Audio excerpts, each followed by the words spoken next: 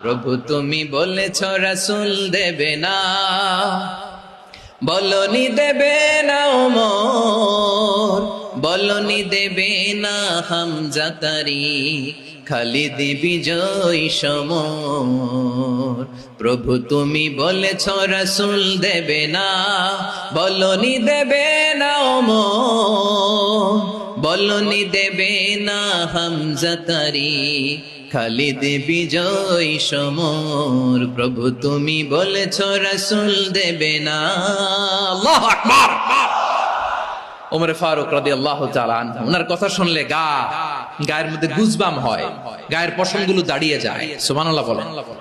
কি পার্সোনালিটি ছিল, কি ব্যক্তিত্ব ছিল। মুনাফিকরা ওমর ফারুককে জমের মতো ভয় পেত। শয়তান, খুদ শয়তান এই রাস্তা দিয়ে আসলে শয়তান অন্য রাস্তা দিয়ে হাঁটতে। ওমর ফারুক রাদিয়াল্লাহু তাআলা আনহুর জীবনে যদি দেখেন, তাহলে সেখানে আপনি আদালতের, ইনসাফের, সুশাসনের, জাস্টিসের নমুনা দেখতে পাবেন।